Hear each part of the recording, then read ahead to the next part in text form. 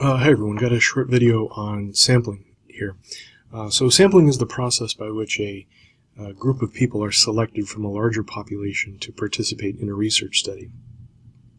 A couple of vocabulary words that I'll reiterate throughout the presentation. Obviously sample is one of them, sampling is another, but then population, which I've mentioned already. We'll sort of formally define these here in a couple of minutes. Let me put this lecture sort of in the context of the semester for you real quick. Remember, the purpose of this class really is to help us evaluate the quality of research. And sampling is a big part of how we evaluate the quality of research. In general, we want big sample sizes. And the reason for that is that big sample sizes tend to resemble more accurately the population from which they're drawn.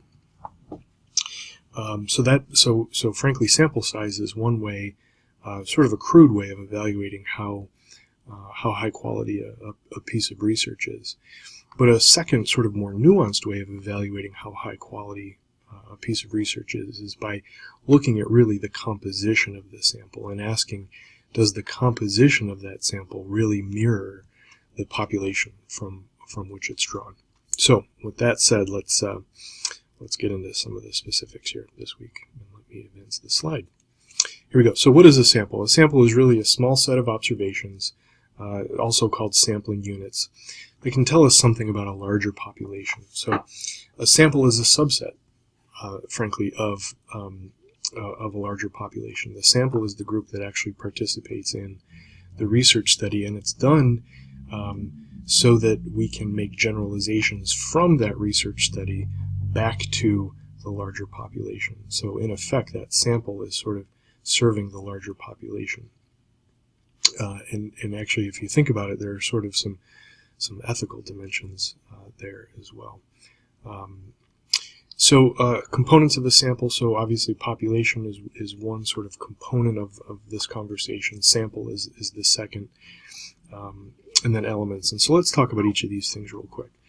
So a population is sort of the entire set of individuals to which our goal is to generalize study findings. A sample is simply the subset of this population that's going to participate in the study, and then we could sort of subdivide that subdivide that sample into individual members of the population. We'd call them elements. So elements comprise a sample. A sample is drawn from a population. The verb sampling then is sort of the act of drawing elements from that population, which we're going to talk about here in a second.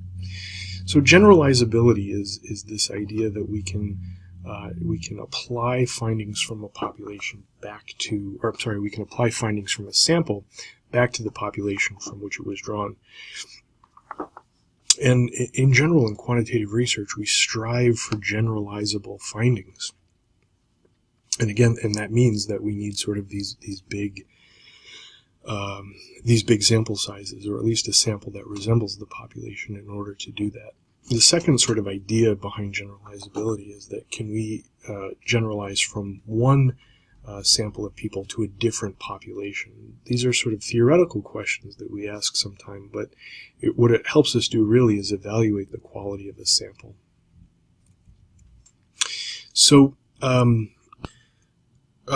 sampling error is this idea of the degree of difference between the characteristics of the population and the characteristics of the sample. And so what we're ideally striving for is as little sampling error as possible. We'll get into sort of which sampling methodologies produce the most and least error in a couple of slides here when we start to talk about those specific sampling strategies in particular.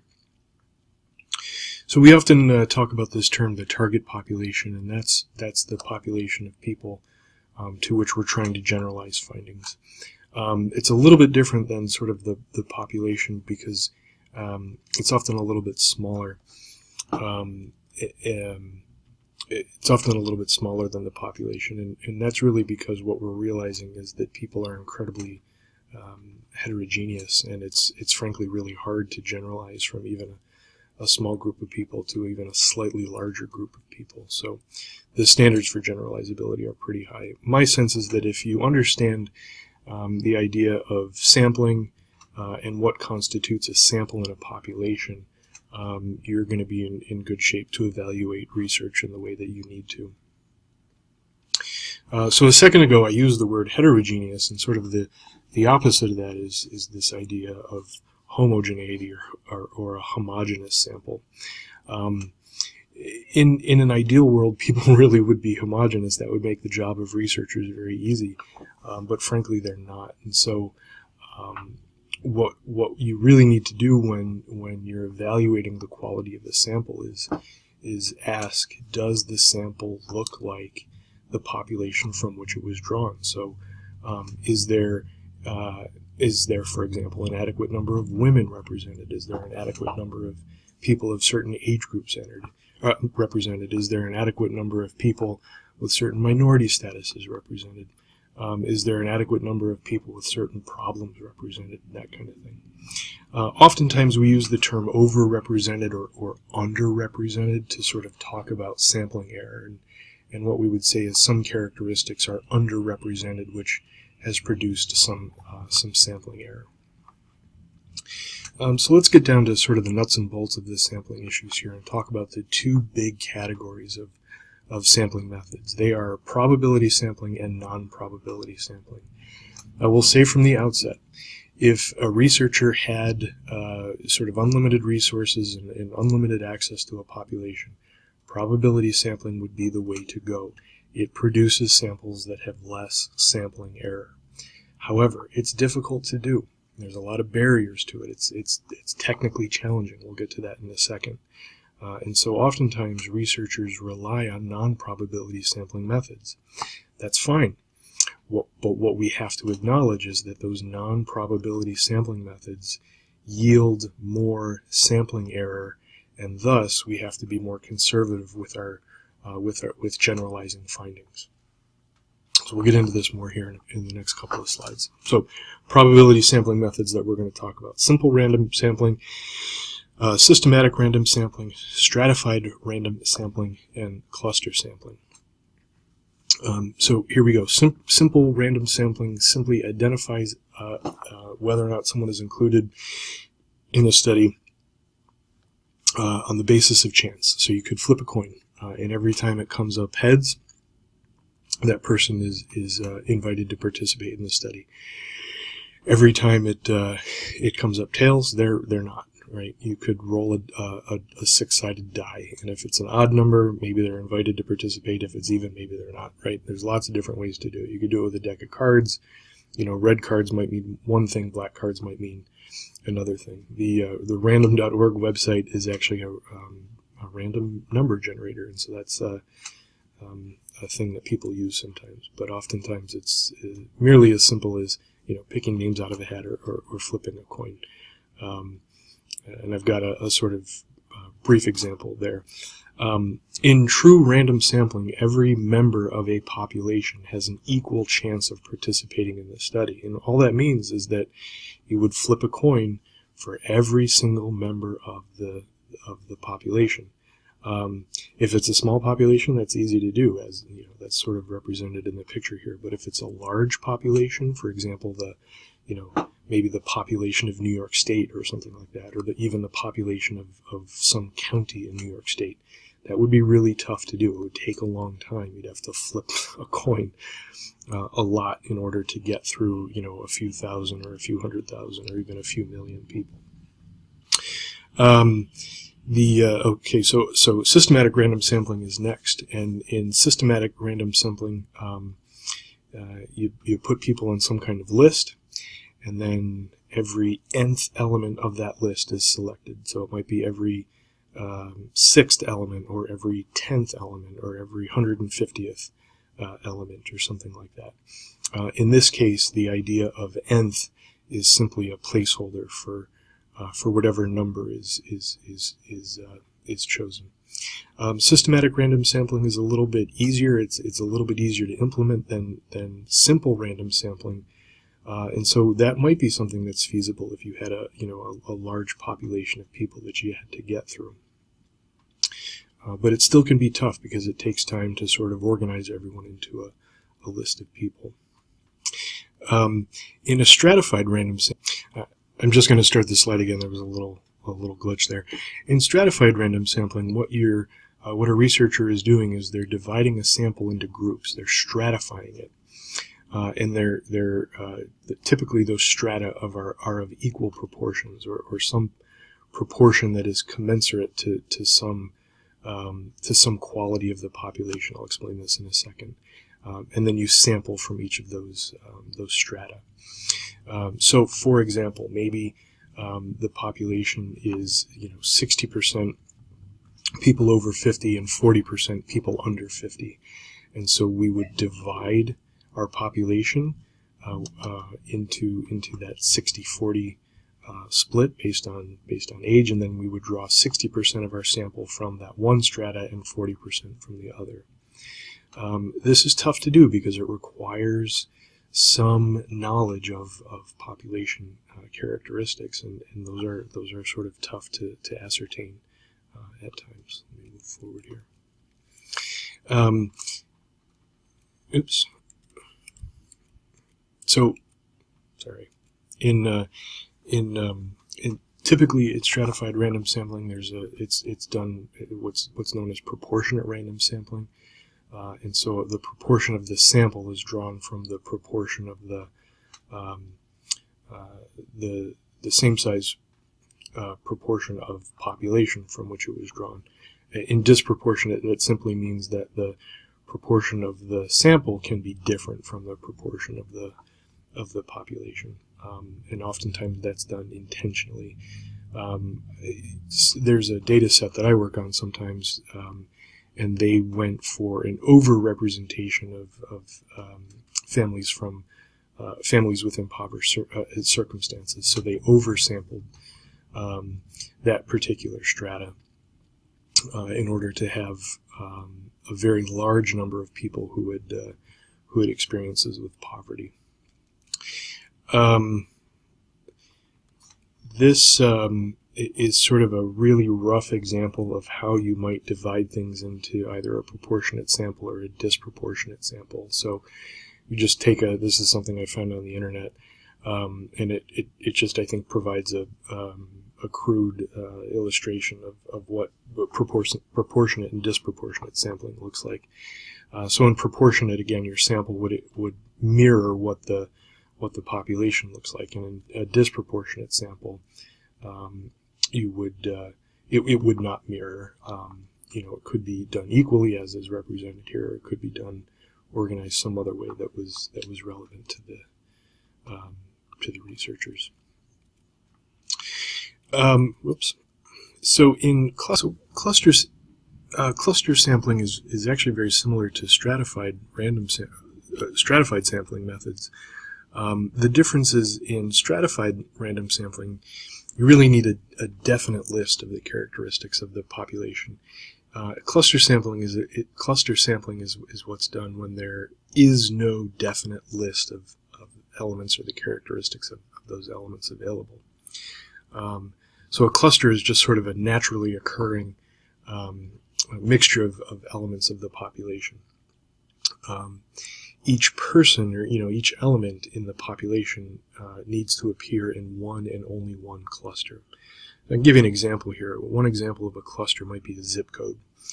So a zip code is sort of a naturally existing way to divide people, and each of us has only one zip code, right? We have a permanent address, and so that might be a way to form clusters of people.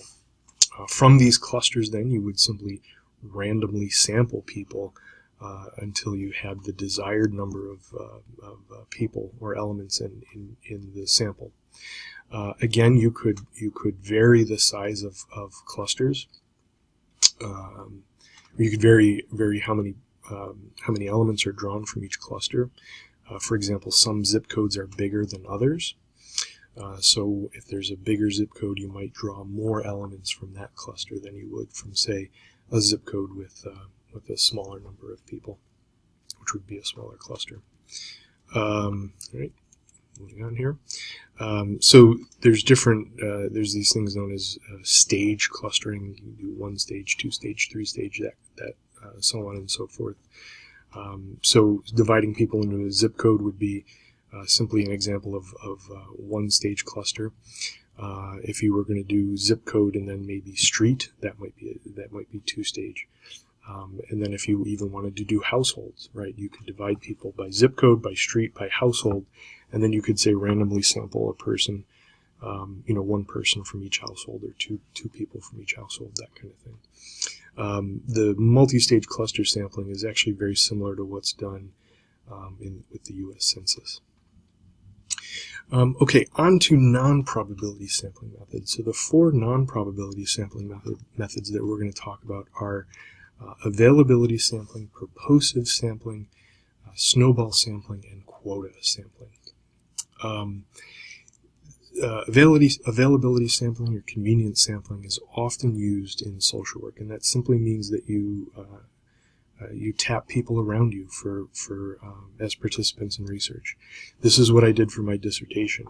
I was interested in surveying veterans for my dissertation, so I made a list of friends, family members, colleagues, even former students who were veterans or who were connected to veterans, and I simply asked them to fill out my survey and then pass it on to other veterans that they knew. Convenience sampling is feasible, which is why it's done. It was, when I was doing my dissertation, I was on a time schedule.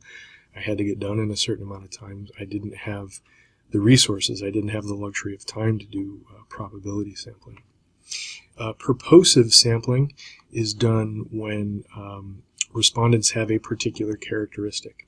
And so they're selected to participate because they possess that particular characteristic. This is also what I did in my dissertation. I was interested in veterans.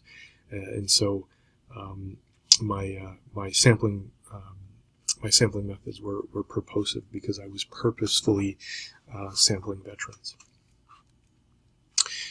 Snowball sampling is when one respondent refers another respondent. Again, this is what I used. I asked people to pass it along, but this is often used in social work research because we're often interested in people who have a particular problem, and they often, I should say, a problem or experience, and they often know other people who have a similar problem or the same problem or experience, and so they can refer us to sort of other people in the community. Quota sampling is simply sampling to get a certain proportion or a certain number of people with a certain characteristic in a sample. So you are recruiting people until you reach a certain quota or a certain size of the sample that possesses a certain characteristic. Let's talk about sample size for a second. In general, how big does a sample need to be in order for the researcher to feel confident that the population is represented? Well, the sort of heuristic here to use is that when less sampling error is desired, then the sample size must be larger. And remember, the sampling error is the difference between the characteristics of the sample and the characteristics of the population. In general, we're trying to minimize sampling error, which means that we typically need to go for large sample sizes. If a researcher is working with a population that is really homogeneous, you can get away with smaller samples. If diversity is a big part of the research a scholar wants to do, then larger samples are needed. And as is often the case in social work, we're often interested in ideas of diversity and sort of the experiences of diversity, and so we typically are looking for large sample sizes. And then, of course, the more subgroups that you want to examine, the larger a sample size must be. So occasionally in research you see this thing called a confidence interval or a confidence level. Typically people want what's known as a 95% confidence interval. And all that means is that how confident could you be that you would find similar results if that survey was repeated again. And most of the time people want to be sort of 95% confident that they would get the same results if that survey methodology was implemented a second time. So there's sort of this 5% margin of error. And margin of error is simply the difference between the confidence interval and 100%. So since 95% confidence interval is sort of standard, the margin of error that's standard is often 5%. Sometimes in news reports, they'll talk about surveys or polls or something like that, and they sometimes have, oops, I'm getting away from myself here. They sometimes have a 2 or 3% margin of error, which simply means they have a higher confidence interval. Their confidence interval is, somewhere around 97 or 98%. So just a couple of closing comments. Sampling is tough. What do you need to know for really the exam in class, and then what do you need to know sort of as a clinician? You need to know what comprises probability sampling, what comprises non-probability sampling. So we talked about 4 sampling strategies in each of those sort of categories of non-probability sampling and probability sampling. Know what they are. Simple random sampling is something you should probably know, and that's flipping a coin, right? Some element of chance. That's probably all you need to know about those simple random sampling. I'm sorry, about the probability sampling methods. You should be able to explain convenience sampling, purposive sampling, and snowball sampling. And those are in the non-probability sampling category of things. And then you should also know which category, right, probability or non-probability, is going to produce a more representative sample, give us more generalizable sort of findings, and produce less sampling error. And that obviously would be the probability sampling of things. All right, so as always, if you have any questions, you're welcome to get in touch with me.